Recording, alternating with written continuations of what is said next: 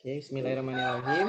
Assalamualaikum warahmatullahi wabarakatuh dan selamat sore untuk kita semua.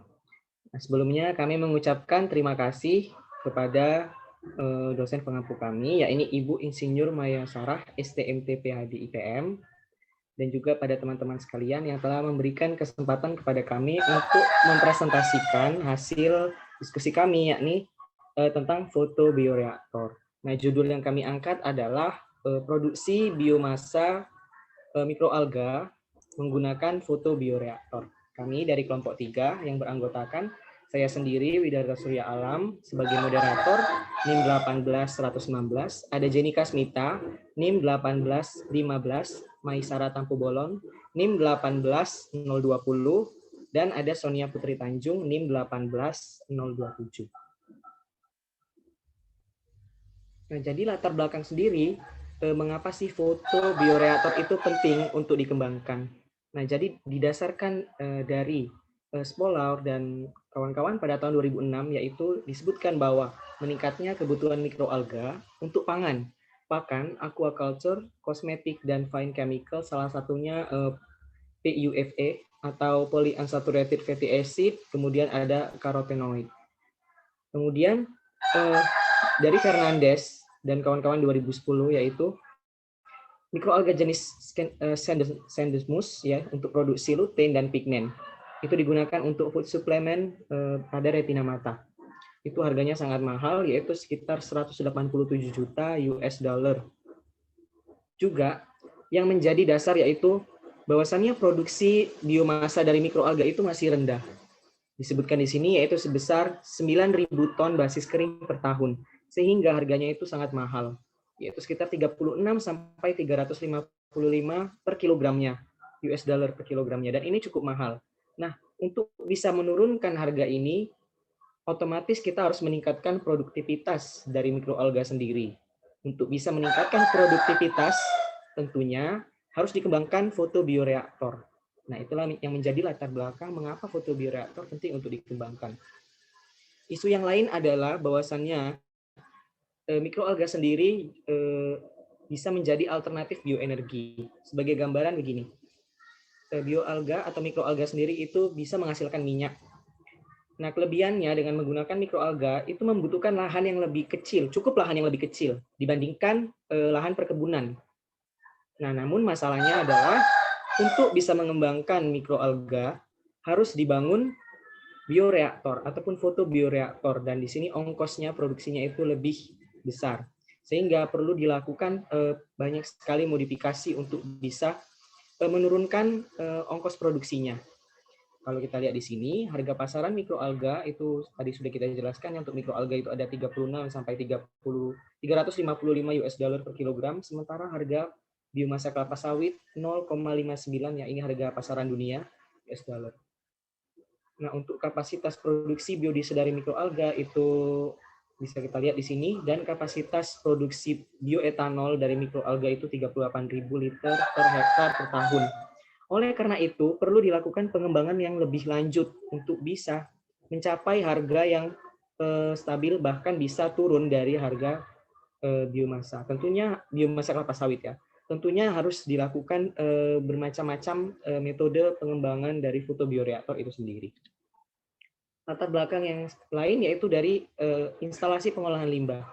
Sekarang sudah tren pengembangan metode pengolahan limbah itu dengan menggunakan mikroalga. Sebagaimana yang kita tahu, di sini disebutkan bahwa bakteri itu bisa mengoksidasi material organik menjadi komponen organik juga ya. Di sini ada nitrogen dan karbon dioksida. Nah, mikroalga juga begitu. Nah, namun dengan menggunakan mikroalga dia bisa menghasilkan oksigen dari proses fotosintesis atau biomasa dari asimilasi nitrogen dan karbon dioksida. Nah, namun beberapa jenis bakteri dan mikroalga itu membutuhkan cahaya dalam melakukan fotosintesis maupun juga menghasilkan bioproduk lain. Untuk bisa berfotosintesis tentunya harus ada cahaya, sehingga perlu dilakukan juga pengembangan fotobioreaktor.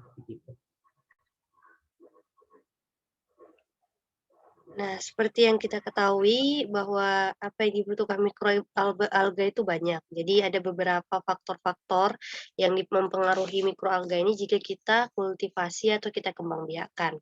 Yang pertama itu adalah pH optimum.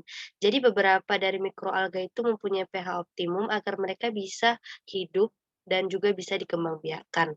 Lalu juga cahaya, jadi mikroalga ini juga sama halnya seperti tumbuhan, mereka juga memerlukan cahaya untuk menghasilkan energi agar mereka bisa melangsungkan kehidupan dan juga, temperatur optimum juga mempengaruhi dari, eee, mikroalga ini untuk bisa bertahan hidup. Dan juga ketika kita melakukan kultivasi dari mikroalga, maka hal-hal yang telah saya sebutkan tersebut mempengaruhi kultivasi yang akan kita lakukan.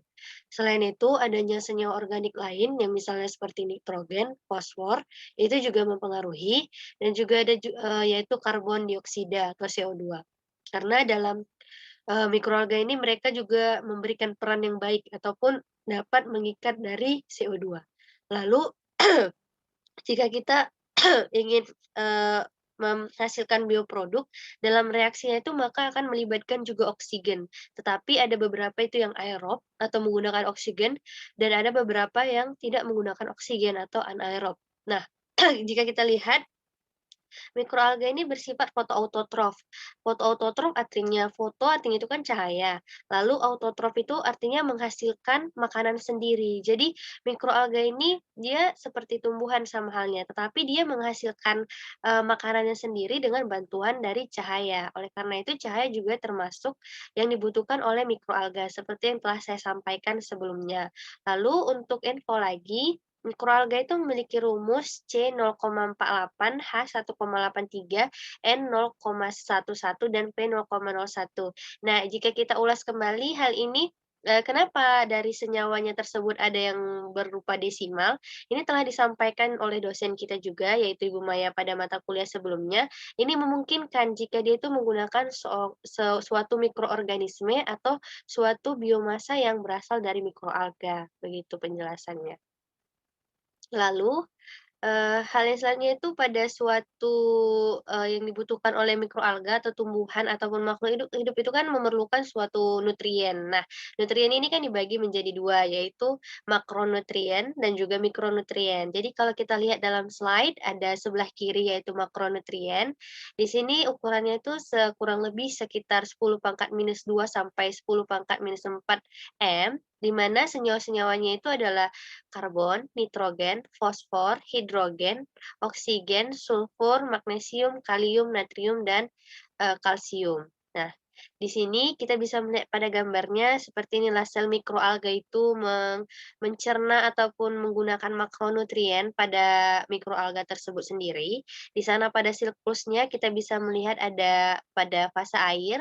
Nah, dalam sel mikroalga itu ada L-glutamine, lalu ada NH4 positif ditambah N. Jadi di sini dia itu menghasilkan energi sendiri. Inilah yang disebut seperti fotoautotrof. Jadi di sini kita bisa melihat ada ATP sama ADP. ATP sama ADP itu energi yang dihasilkan mereka. Kalau ATP itu trifosfat, kalau ADP itu duofosfat begitu. Ada juga NADH tambah H positif sama ADH positif tambah H2O. Ini juga merupakan suatu bentuk energi ketika mereka, apa ya namanya, memproses di dalam sel dari mikroalga. Jadi di sini dia itu adalah makronutrien. Nah, kita pindah ke sebelah kanan, yaitu ada mikronutrien. Jadi jika dalam, kan mikroalga itu punya beberapa ini, plasma. Jadi ada salah satunya itu kloroplas. Di sini mikronutriennya itu ukurannya kurang lebih lebih kecil dari 10⁻⁵ m, yaitu senyawanya itu berbeda dengan makronutrien tadi. Jadi di mikronutrien ini ada, besi, ada kuprum, ada mangan, ada zinc, ada klorida, ada vandanium, ada Mo, boron, terus ada kobalt sama Si. Nah, ini merupakan mikronutrien, jadi dalam kloroplas itu kita bisa melihat, di sini juga direaksikan beberapa kayak Cu2 positif, Zn2 positif, itu masuk ke dalam si kloroplas tersebut. Jadi di sini dia diproses di dalam membran untuk menghasilkan, energi juga, tetapi dia berasal dari mikronutrien, begitu. Tapi energi yang lebih banyak itu pasti berasal dari makronutrien, karena dia berupa ADP, ATP, dan NADH serta ADH.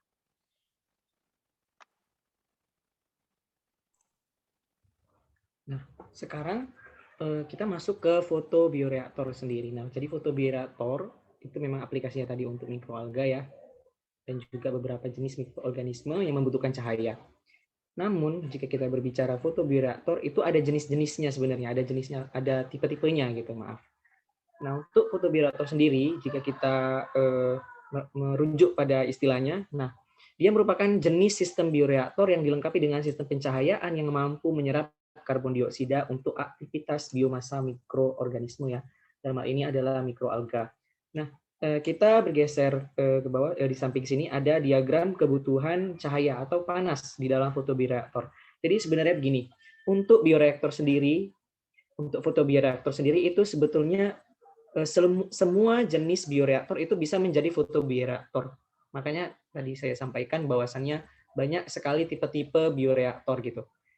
Yang terpenting bioreaktor tersebut dilengkapi dengan sistem pencahayaan atau foton ya, foton. Jadi ini merupakan ilustrasi.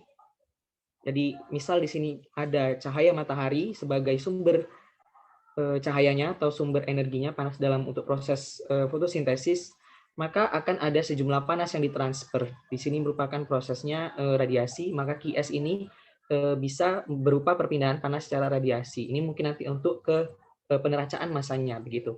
Nah, di dalam sini terdapat sel mikroalga yang akan menggunakan panasnya di sini. Maka di sini akan ada sejumlah panas yang dikonsumsi nantinya.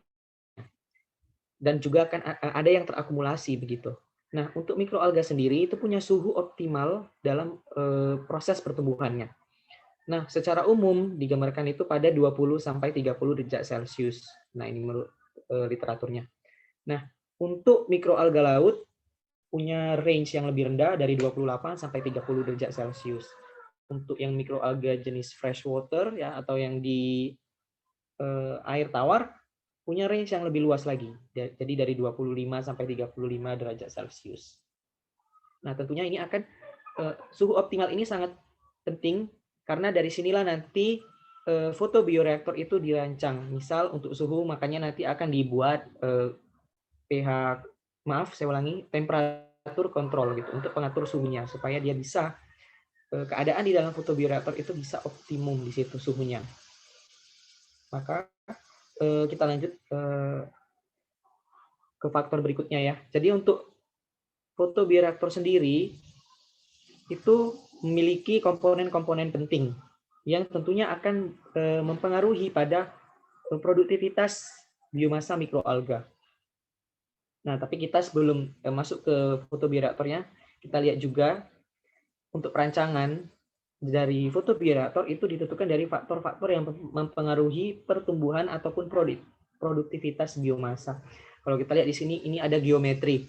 Maka geometri ini mungkin ya, bukan mungkin, geometri ini bidang ataupun luas dari bentuk fotobioreaktornya, nanti kita akan masuk ke tipe-tipenya, kemudian desain dan orientasi, kemudian geografi dan iklim dari lokasi itu akan mempengaruhi produktivitas, kemudian radiasi dari matahari, kemudian jumlah hari per tahun, jumlah hari ini maksudnya hari siang yang panas gitu ya, kemudian dinamika fluida, perpindahan massa yang akan mempengaruhi growth rate, kemudian temperatur tadi yang saya sampaikan, rezim cahaya, dan tentunya ini konsentrasi dari biomasa sendiri yang akan mempengaruhi produktivitas biomasa. Tentunya ini akan faktor-faktor ini akan mempengaruhi dari jenis yang ataupun tipe yang akan digunakan untuk proses produksi mikroalga menggunakan fotobioreaktor.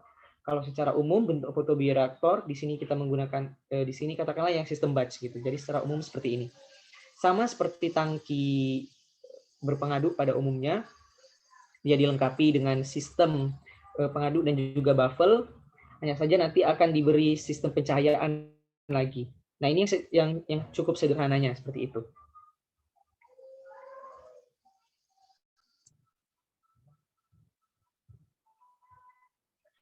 Seperti yang dikatakan sebelumnya, bahwasanya faktor-faktor utama yang dalam pertumbuhan mikroalga itu seperti jenisnya, konsentrasinya, gas karbon dioksidanya, nutrisinya, suhu, dan pH. Tetapi selain faktor-faktor tersebut, karakteristik dan tipe dari photobioreactor itu juga harus diperhatikan. Sebelum kita ke tipe, maka kita harus mengetahui dulu sistem dari photobioreactor itu sendiri. Nah, menurut Wijosono tahun 2011 itu sistem dalam photobioreactor itu terbagi menjadi dua, yaitu sistem terbuka dan sistem tertutup. Di mana kalau sistem terbuka itu dia terbagi lagi menjadi dua, itu bisa jadi dari natural water ataupun dari kolam buatan. Dan sumber cahaya yang dihasilkan atau yang didapat itu dari matahari atau cahaya alami. Sedangkan untuk sistem tertutup itu sumber cahayanya itu bisa dari lampu LED,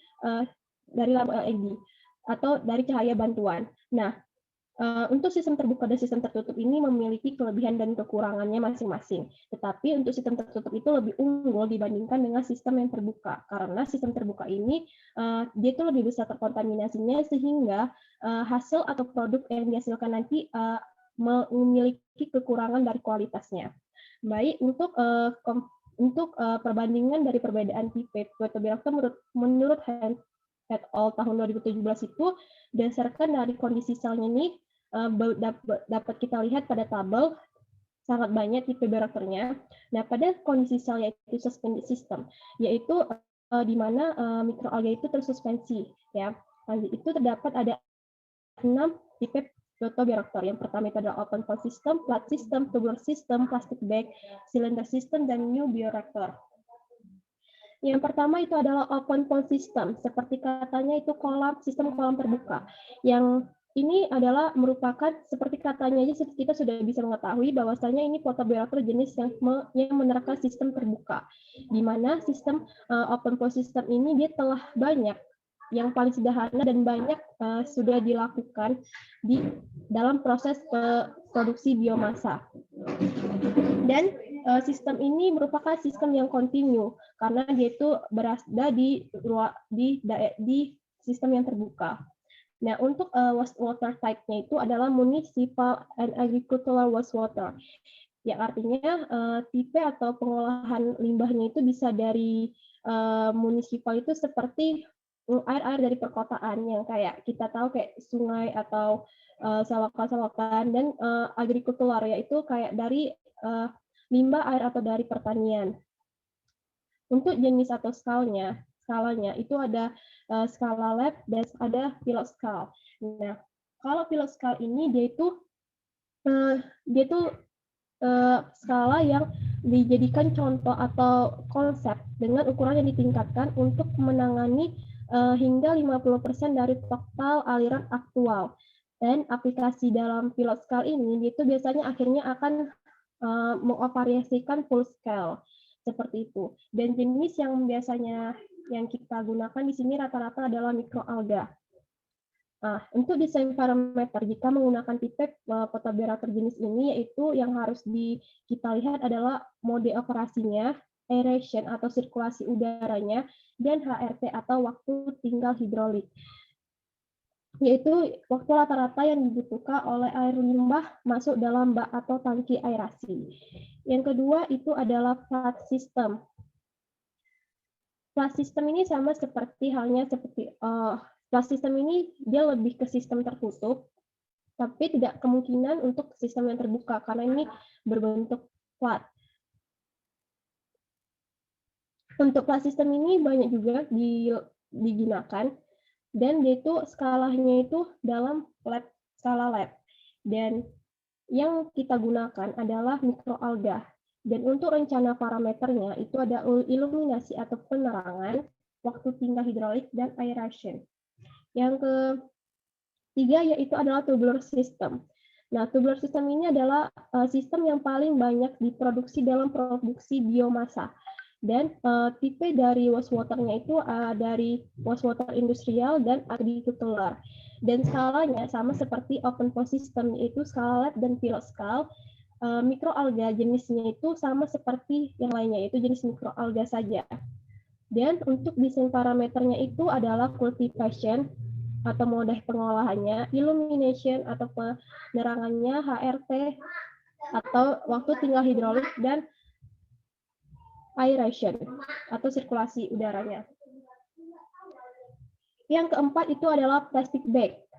Plastic bag ini sudah banyak ya diteliti oleh beberapa penelitian yang sekarang sudah banyak juga dikembangkan. Dan di sini juga tipe wastewater-nya itu sama seperti pada flat system dan tubular system, yaitu industrial dan agricultural wastewater. Dan itu hanya untuk di skala lab. Yang digunakan hanyalah mikroalga, tidak berfungsi untuk yang si bakteri. Dan desain dari parameternya itu adalah aeration dan size, yaitu ukuran. Yang kelima itu adalah sistem silinder. Oke, untuk yang flat, tubular atau plastik dan silinder ini dia itu berdasarkan dari seperti ukuran. Ya, flat itu datar, tubular itu seperti tabung, plastik itu dia itu menggunakan plastik, sedangkan silinder itu artinya ukurannya itu seperti silinder. Nah, untuk tipe wastewater-nya di sini adalah industrial. Dan untuk skalanya itu ada skala lab dan juga bisa digunakan untuk pilot skala. Dan juga di sini sama seperti yang sebelum-sebelumnya, di sini hanya bisa diaplikasikan kepada mikroalga, tidak untuk bakteri. Dan juga parameter desainnya itu adalah illumination, waktu tinggal hidrolik, dan aeration. Yang keenam itu adalah new bioreactor. Nah, new bioreactor ini adalah aplikasi dari tipe dari jenis photobioreactor yang tapi dimodifikasi karena di sini dia menggunakan tipe wastewater-nya itu municipal seperti yang open pond system wastewater tipenya, dan juga skalanya juga dia bisa digunakan pada skala yang besar atau produksi yang besar dan juga pilot scale. Dan juga di sini hanya bisa digunakan untuk produksi biomasa jenis mikroalga. Dan parameter desainnya ini hampir sama seperti open pond system, tetapi di sini dia ada penambahan illumination dan flow rate atau laju alirannya. Oke, untuk sistem yang tertentu atau fixed system ini terdapat 3 jenis photobioreactor, yaitu immobilized beds, biofilm, dan mikroalga membran bioreactor. Kalau menjelaskan tentang membran, mikroalga ini merupakan salah satu sudah lebih ke teknologi, dan ini sudah ada beberapa penelitian yang juga menerapkan atau meneliti dan mengembangkan mikroalga membran bioreaktor ini sendiri. Dan untuk wastewater tipenya ini mereka bertiga sama, yaitu municipal wastewater, dan juga skalanya itu baru hanya sekedar skala lab saja. Dan untuk jenis biomasa yang diproduksi itu untuk immobilized beds itu jenis mikroalga, sedangkan untuk biofilm dan mikroalga membran bioreaktor itu dia itu bisa mikroalga dan juga bakteri. Sedangkan untuk parameternya, untuk immobilized beds itu dia terdapat illumination atau pencahayaan, aeration, konsentrasi dan konsentrasi si mikroalganya. Kemudian yang untuk biofilm ini dia itu illumination, waktu tinggalnya, dan juga aeration-nya. Sedangkan untuk si mikroalga membran bioreaktor itu, desain parameternya itu adalah mode operasinya, illumination, waktu tinggal hidroliknya, flow rate, dan aerasi.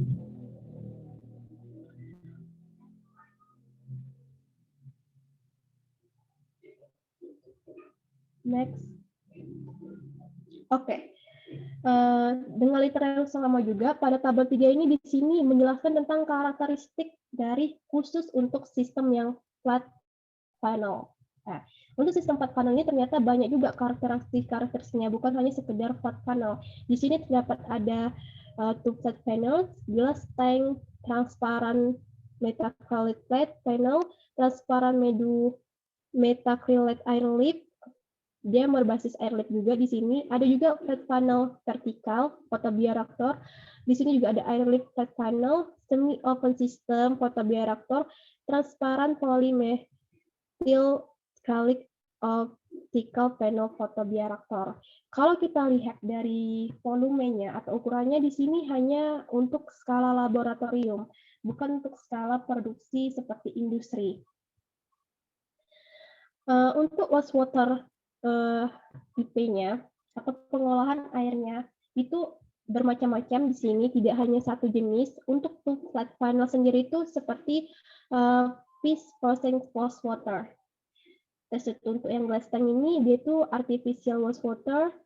Kalau yang transparan ini, untuk yang transparan, flatline, vertikal, airlift itu urban, menggunakan urban wastewater.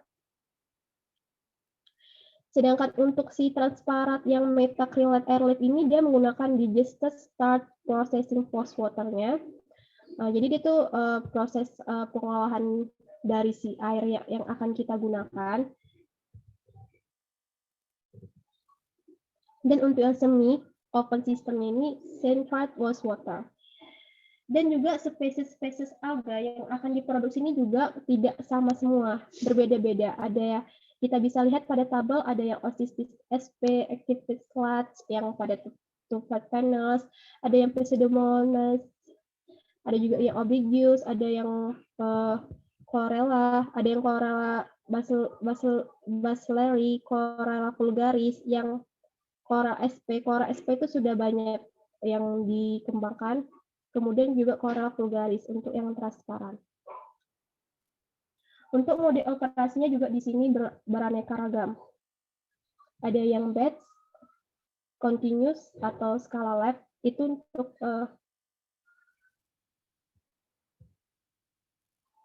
ada yang skala batch, ya. Yang tadi sebelumnya si Alam juga saudara Alam juga sudah jelaskan bagaimana skala lab.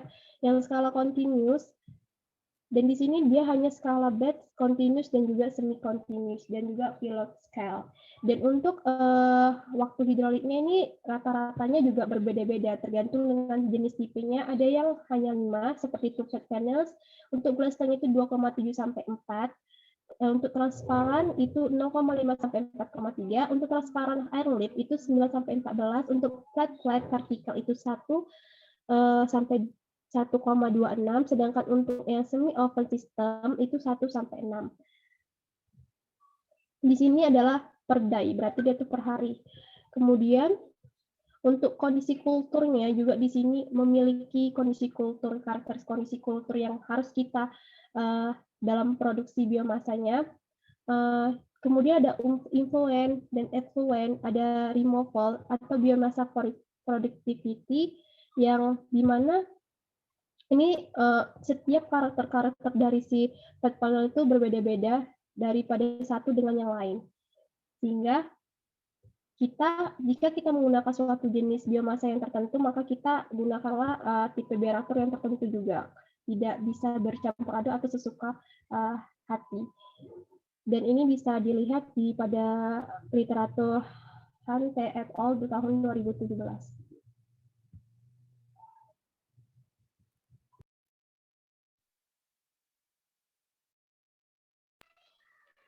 Baik, selanjutnya yaitu karakteristik untuk fotobioreaktor tipe tubular. Jadi di sini bisa kita lihat untuk fotobioreaktor tipe tubular ini banyak jenisnya ya. Ada cycle glass tubular, ada plexiglass tubular, transparan PMA tubular airlift, tubular bubble column, tubular PPR annular, dan clean vinyl tubing helical tubular.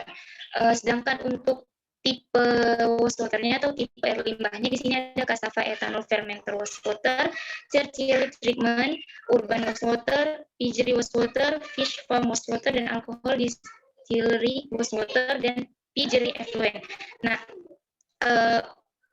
kalau kita lihat berdasarkan dari produktivitas biomasanya, kalau untuk yang paling besar itu yaitu sebesar 106,28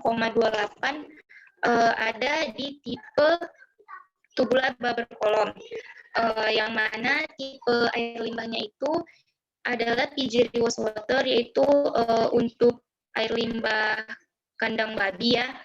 Lalu untuk spesies alganya Chlorella zophigiensis. Dan untuk mode operasi dan skalanya itu dia menggunakan batch ataupun skala lab.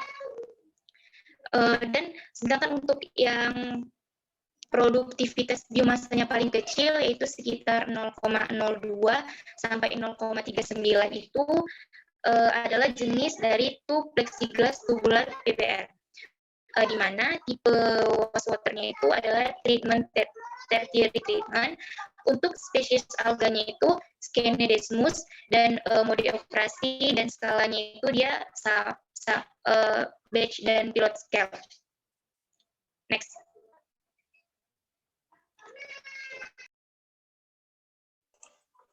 Oke, kita masih di topik yang sama. Tadi berdasarkan turbular.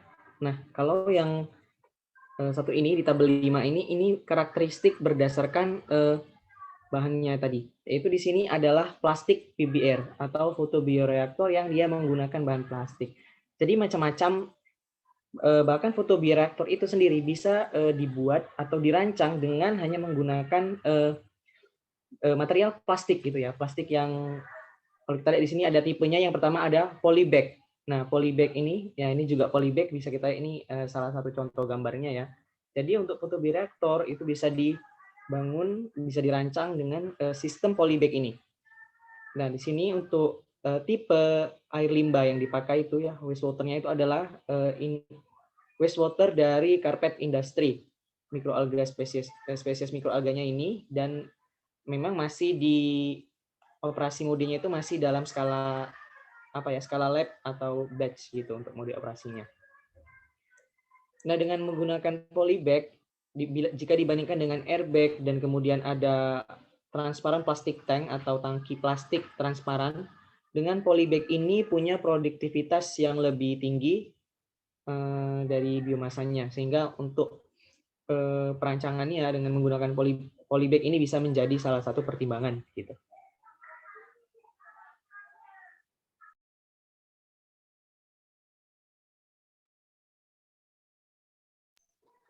Baiklah, jadi kita bisa lihat di sini ya, ini adalah tipe-tipe dari bioreaktor. Jadi gambar yang pertama ini merupakan tipe flat panel, yang mana tipe flat panel ini dia berbentuk seperti piringan persegi yang rata kedua sisinya, dengan ukuran lebarnya ini mencapai 2,5 meter dan tinggi sekitar 1,5 meter. Kemudian celah yang ada pada kedua panel ini berkisar antara 5 sampai 15 cm, di mana di dalam kotak ini nanti dia dimasukkan sebuah pipa ya, dan pipanya itu dia ada di bolong-bolong gitu, jadi nanti gasnya itu dia masuk dari bawah dan keluar dia berbentuk seperti bubble. Selanjutnya yang di sebelahnya itu tipe tube atau tabung. Jadi tipe tabung ini dia ada 3 macam ya, ada yang vertikal, horizontal ataupun spiral. Lalu selanjutnya yang ketiga ini termasuk jenis dari fotobioreaktor fermentor, untuk tipe bioreaktor fermentor. Jadi di sini dia ada 2 jenis, yaitu bubble column dan airlift. Jadi nanti gas ini juga sama, dia masuk dari bawah, dari dasar reaktornya ini dengan menggunakan sparger. Nah, dan di sampingnya ini yaitu merupakan salah satu contoh reaktor yang digunakan ya, dia bisa berupa reaktor tangki berpengaduk.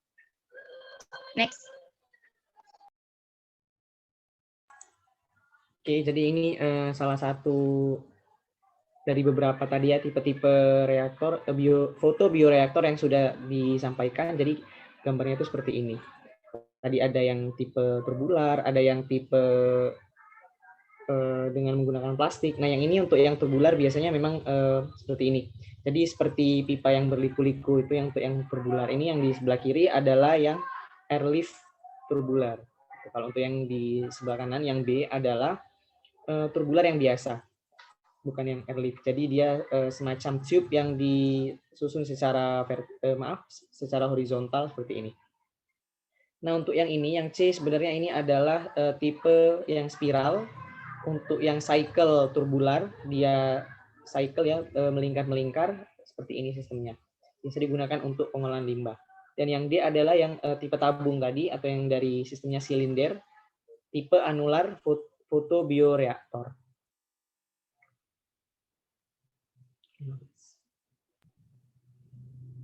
Seperti yang sudah dijelaskan oleh Saudara Sonia ya, tipe panel itu adalah fotobioreaktor yang seperti piringan persegi yang rata dan memiliki ukurannya yaitu seperti 2,5 meter dan tingginya itu 1,5 meter.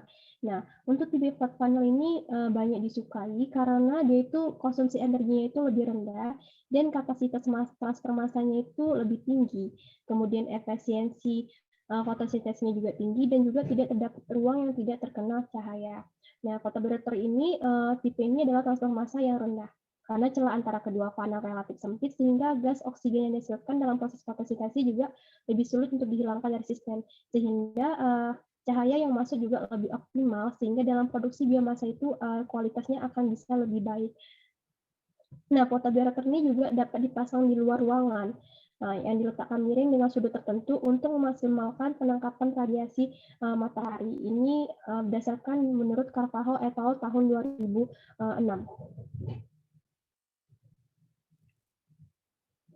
Berdasarkan buku yang ada mengenai kultivasi dari mikroalga, kita mengetahui beberapa tipe-tipe dari fotobioreaktor. Nah, itu juga sudah disampaikan dan dijelaskan oleh Saudari Jenika Smita sebelumnya mengenai tipe-tipe bioreaktor. Nah, saya akan memberikan komponen-komponen yang ada pada fotobioreaktor tipe closed fotobioreaktor dan juga memberikan informasi mengenai deskripsi kerja dari tipe bioreaktor ini. Nah, di sini kita bisa melihat ada 7 komponen dari closed photobioreactor, dari komponen pertama sampai komponen ke-7. Tapi yang poin pentingnya di sini adalah nomor 1, yaitu komponen dari photobioreaktornya. Jika dari gambar visualisasinya kita bisa melihat bentuk dari photobioreaktor ini adalah tubular, seperti ular gitu dia. Dia tubular tabung berlekok gitu. Nah, di sini deskripsi kerjanya itu, dia menggunakan sistem close, artinya dia tertutup, tidak seperti yang open. Ini juga udah disampaikan oleh Jenika Smita sebelumnya. Jadi, jika kita melihat ke cara kerja dari close photobioreactor ini, artinya dia ditutup gitu, ditutup rata, tidak ada dari tempat lain, dari luar gitu. Sehingga kalau kita pakai jenis, photobioreactor ini, produktivitas dari menghasilkan, bio mar ma mikroalga itu akan lebih meningkat, yield-nya itu akan lebih meningkat, karena di sini kita bisa mengatur parameter-parameter yang sudah kami sampaikan juga sebelumnya. Misalnya pH-nya bisa kita atur berapa yang optimum untuk si mikroalga bisa diproduksi, lalu temperatur optimumnya bagaimana, bisa kita atur di sini sesuai dengan jenis si mikroalga. Jadi cara kerja ini lebih fleksibel, kita bisa menyesuaikan jenis mikroalganya dengan parameter-parameter yang mendukung si mikroalga ini bisa berproduksi, sehingga menghasilkan net yang tinggi tadi. Namun, jika kita berbicara tentang investasi di sini, mungkin nanti akan disampaikan juga, kelebihan dan kekurangan dari photobioreactor, tapi di sini saya sampaikan jika kita membuat dia atau memberikan rasionya scale up dari skala kecil, maka akan menghasilkan kendala baru gitu, sulit dia ditingkatkan skalanya. Karena di sini cuman bisa dia skala pilots, atau pilot scale. Jadi, karena membutuhkan investasi yang besar, karena kita kan dari gambar ini kayak banyak gitu komponen-komponen yang kita butuhkan jika kita menggunakan closed reactor. Lalu di sini juga dia akan tidak terkena kontaminan dari, makhluk lain, mikroorganisme lain, misalnya entah bakteri atau alga lain yang jenisnya kita tidak inginkan gitu. Lalu untuk berikutnya saya juga akan menyampaikan, deskripsi kerja untuk tipe yang berikutnya, yaitu open airlift column photobioreactor. Nah, di sini kita menggunakan photobioreactor yang sudah dimodifikasi. Artinya bioreaktornya ini nggak cuman sekedar photobioreactor aja, cuman kita sudah tambahkan jenis bioreaktor yang lain, yaitu airlift column. Kita udah kombinasikan si photobioreactor dengan airlift column. Jadi ini juga berdasarkan jurnal yang telah kami baca bersama-sama. Di sini dia kayak menerapkan si prinsip dari bioreaktor airlift ini ke dalam si photobioreactor. Jadi ada kayak modifikasi dan inovasi di sini. Kalau bisa dilihat komponen-komponen dalam slide itu ada banyak kayak flow meternya untuk mengatur kecepatan yang kita pakai di dalam gambar ini, lalu ada valve to gas analyzer atau itu kayak katup gitu, lalu ada gas holdernya, lalu ada daylight lamp-nya, itulah dia menghasilkan cahaya, makanya dia disebut sebagai photobioreactor. Lalu ada airlock serta di sini ada sampling port, sama ada kita pakai pompa juga. Jadi itulah yang menggambarkan dia pakai airlift column. Nah, kalau deskripsi kerjanya di sini, dia menggunakan sel-selnya itu dia ada di sini fluks cahaya. Jadi fluks cahayanya ini bisa berkurang secara eksponensial, eee dengan menghasilkan perbedaan yield yang juga berbeda nantinya. Jadi kalau dalam jenis reaktor airlift ini, flux cahaya itu kan berkurang ya kan. Lalu dari jarak dari permukaan terkena cahaya, di ini kita pakai hukum Lambert-Beer. Mungkin hukum Lambert-Beer ini nggak asing lah sama kita, karena pernah juga kita pelajari sebelumnya. Lalu di sini juga alganya itu akan kena cahaya, lalu nanti dia akan ada riser gitu ya kan. Riser ini kayak, tempat pemisah gas gitu, lalu ada down comer-nya. Jadi riser dia itu naik, lalu down comer-nya nanti dia akan turun. Mungkin gitu gambaran dari deskripsi kerja photobioreactor-nya dan juga komponennya.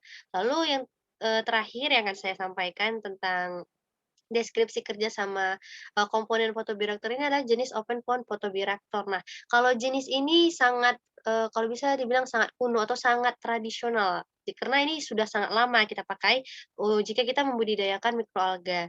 Nah, dari komponennya kita bisa lihat di gambar ya kan, ada harvest, lalu ada feed tempat kita memasukkan nutriennya, lalu ada si paddle well.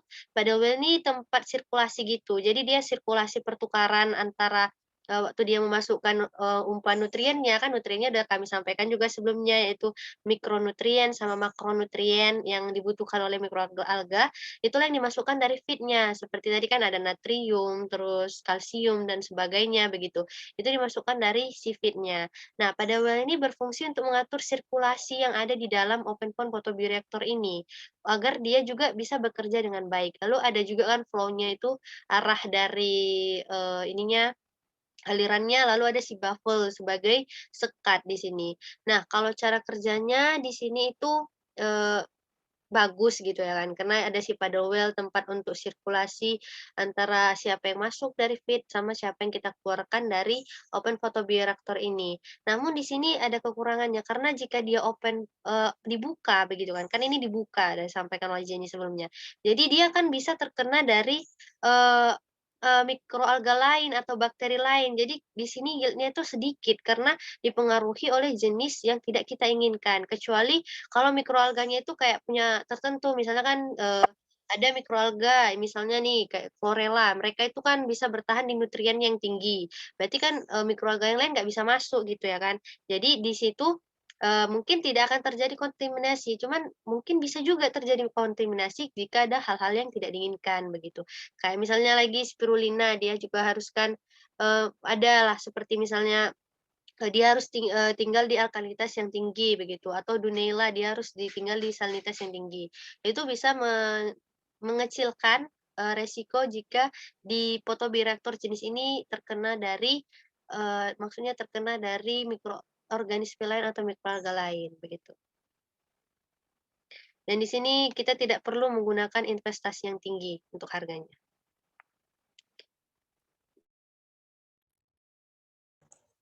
Oke, baik. Meneruskan dari yang telah disampaikan oleh Saudari Maisara, tadi menjelaskan tentang deskripsi beberapa jenis ya, beberapa tipe gitu ya dari photobioreactor. Nah, perlu juga disampaikan ini bahwasannya tentunya tipe bioreaktor itu akan memiliki laju fotosintesis yang berbeda-beda gitu. Nah, sebagai gambaran gini, kita menggunakan katakanlah ini tipe flat panel gitu. Dia yang disusun secara berdiri. dengan piringan tadi berbentuk persegi ya, flat PBR. Nah, sumber cahayanya misal dari matahari, sinar matahari.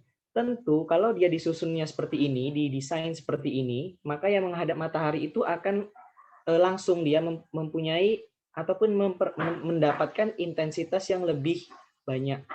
Nah, akibatnya adalah di sini yang di bagian paling warna kuning ini di sini ini sebagai oversaturation zone atau daerah photo inhibition.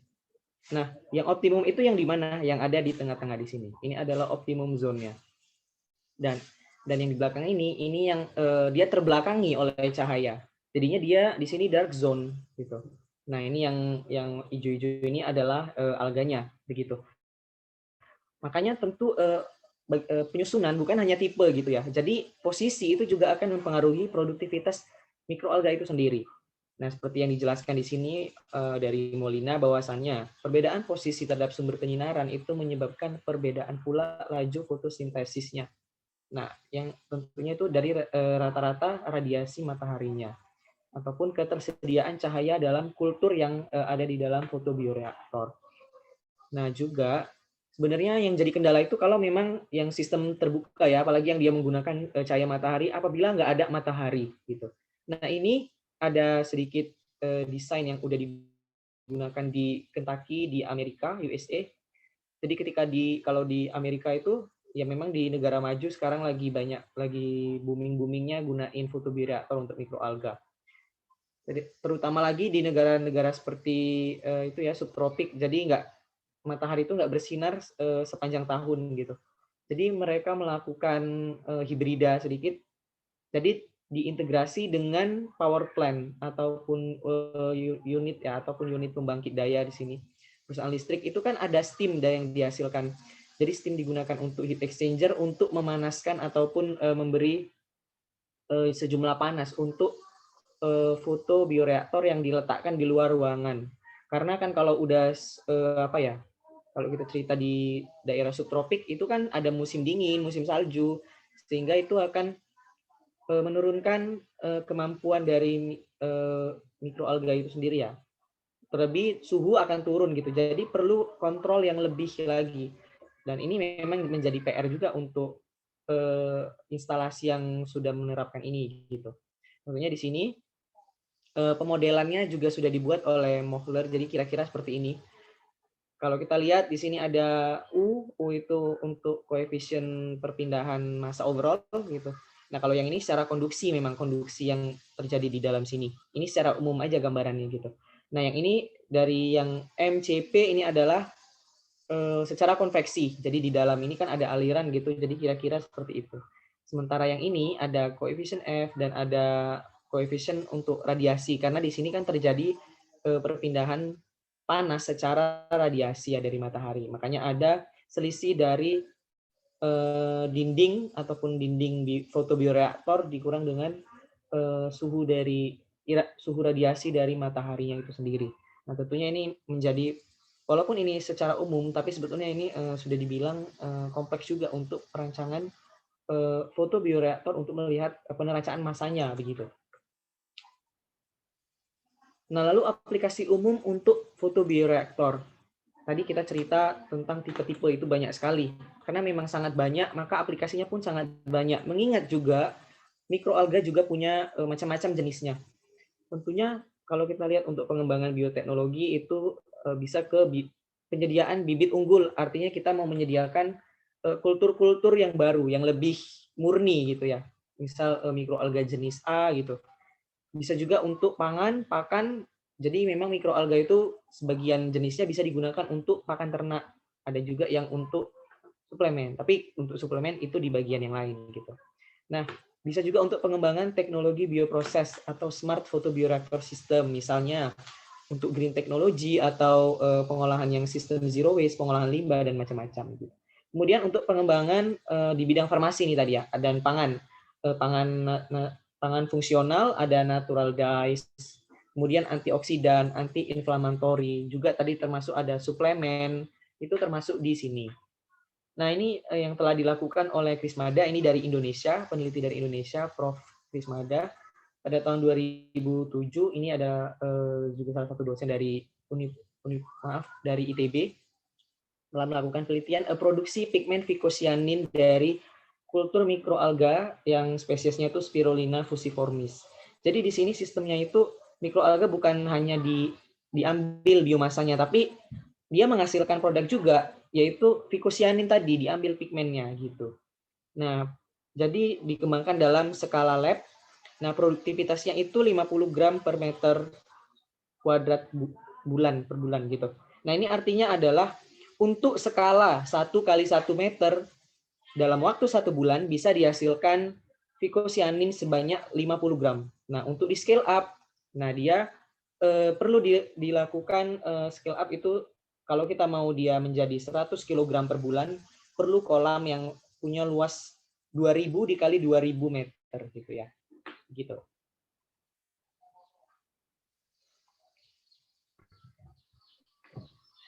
Aplikasi lain dari photobioreaktor itu seperti yaitu pengembangan photobioreaktor untuk produksi mikroalga Spirulina fusiformis menggunakan kolom plastik yang dilengkapi sistem aerasi. Nah, jadi di sini dia menggunakan tipe yang plastic bag ya. Dan ini termasuk salah satu sistem yang bisa dibilang semi, bisa dibilang tertutup, dan juga ini bisa juga dibilang terbuka karena cahaya atau sumber cahaya yang diambil itu adalah dari matahari, dari sumber matahari. Meskipun demikian, sistem tertutup juga tidak memungkinkan bahwasanya itu cahayanya itu dari LED, tetapi sistem tertutup juga bisa menggunakan cahaya dari cahaya matahari seperti contohnya ini, yaitu kolom plastik yang dilengkapi dengan sistem aerasi. Dan juga menggunakan mikroalga Spirulina yang fusiformis yang seperti sebelumnya pada aplikasi sebelumnya. Lanjut loh. Selanjutnya itu adalah aplikasi umum, yaitu aplikasi photobioreaktor menggunakan mikroalga yang merupakan green smart teknologi dalam wastewater treatment. Kalau kita lihat dari sini, ini merupakan sistem yang terbuka, tetapi dia menggunakan green smart teknologi dan juga memanfaatkan wastewater. Ya, jadi di sini kita menggunakan cahaya yang bisa dibilang cahaya matahari ya. Kalau dilihat di kanan ini sedikit ada celah-celah atau kaca-kaca ya untuk pelindung agar supaya tidak terkenanya hujan atau kontaminasi mungkin dari mikro-mikro alga lainnya. Sedangkan pada sebelah kiri atau gambar yang sebelah kiri itu lebih terbuka sekali sehingga sangat memungkinkan ya untuk kontaminasi. Maka dari itu di sini memiliki yaitu green smart teknologi ya, menggunakan green smart teknologi. Nah, menurut Graz et al. Tahun 2019 ini, di sini ada desain reaktornya, yaitu 100 sampai 150 kg BOD. Nah, di sini juga ada laju asimilasinya, nutriennya itu sekitar 600 kg CO2 per hari dan juga 24 kg natrium per hari dan juga 3 kg fosfor. Jadi di sini ada desain reaktor atau laju asimilasi nutriennya yang atau feed yang akan dimasukkan sebagai nutrien dari untuk proses photobioreaktor tersebut. Dan juga di sini produktivitas maksimumnya massa mikroalganya itu adalah 30 gram per meter kuadrat hari. Jadi yang dihasilkan pada setiap harinya itu sebesar 30 gram per meter kuadrat.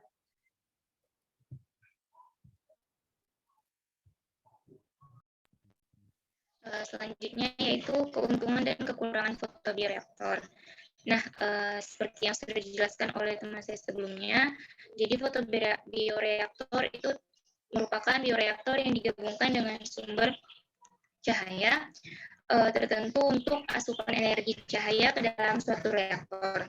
Jadi bisa kita lihat di sini kelebihan dan kekurangan photobioreaktor secara umum, yaitu yang pertama kelebihannya penggunaan mikroalga sebagai agen di dalam photobioreaktor menjadi suatu tren baru dalam teknologi proses zero waste. Jadi zero waste ini merupakan suatu teknologi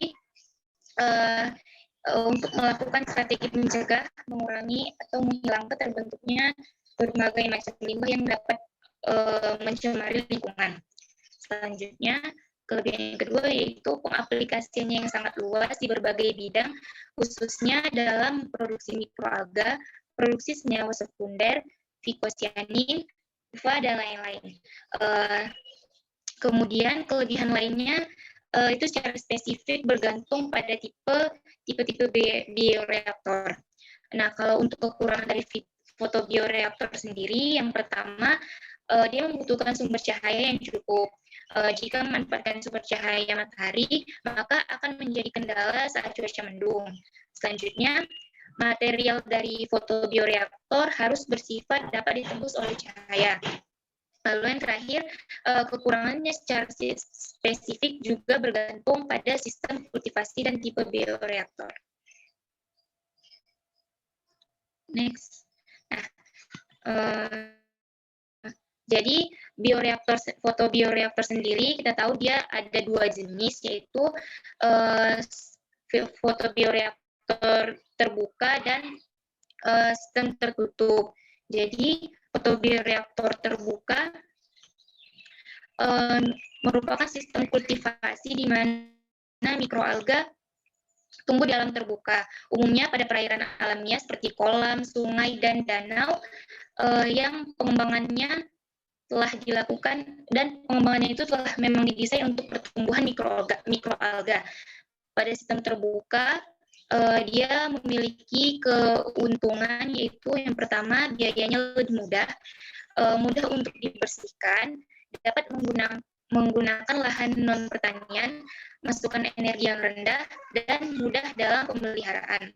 Sedangkan untuk kelemahan dari sistem terbuka sendiri, yaitu produktivitas biomasanya yang rendah, membutuhkan lahan yang luas, mudah terkontaminasi, dan kurangnya pemanfaatan cahaya dan CO2 yang terbatas. Selanjutnya, untuk tipe bioreaktor yang tertutup, itu dia ada tiga, yaitu tubular fotobioreaktor, flat-plate fotobioreaktor, dan kolom fotobioreaktor. Untuk tubular fotobioreaktor, di sini bisa kita lihat keuntungannya itu memiliki luas area permukaan pencahayaan yang besar, cocok untuk kultur di luar ruangan, biaya relatif murah, dan memiliki produktivitas biomasa yang baik. Sedangkan kelemahannya sendiri, dia membutuhkan lahan yang luas, dan terjadi perubahan pH, oksigen terlarut, dan CO2 sepanjang pipa.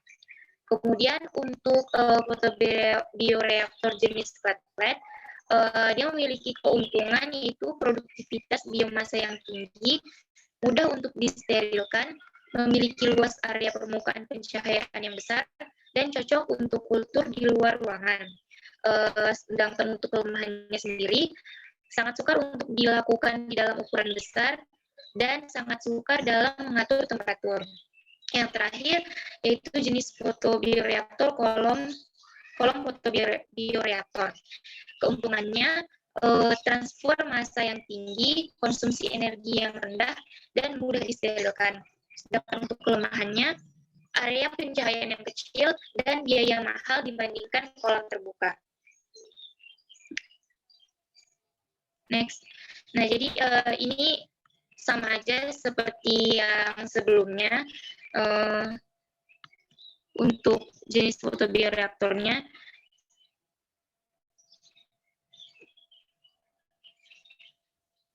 jadi kalau misalnya untuk yang kolom vertikal di sini, dia seperti yang sudah dijelaskan tadi, dia memiliki transformasi lebih tinggi, mikroalga tercampur lebih baik, konsumsi energi lebih rendah, mudah disterilisasi, dan photo inhibition dan photo oxidation yang rendah.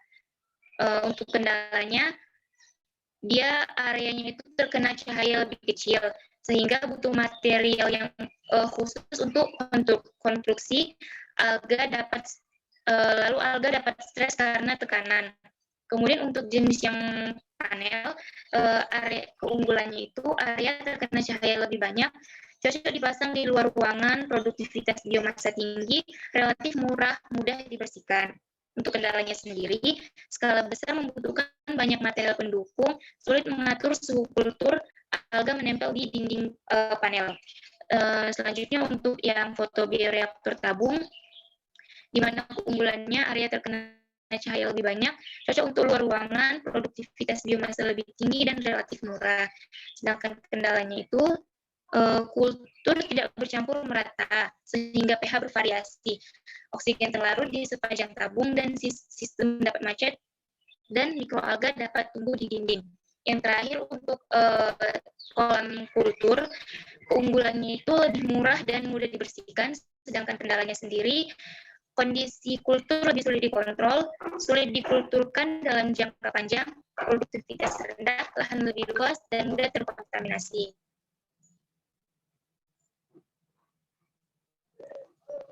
Baiklah, demikian dari presentasi kami tentang produksi mikroalga dengan menggunakan fotobioreaktor. Lebih dan kurangnya kami mohon maaf. Jika ada pertanyaan dapat ditanyakan di kolom komentar dan juga di forum. Kami akhiri billahi taufiq wal hidayah. Wassalamualaikum warahmatullahi wabarakatuh.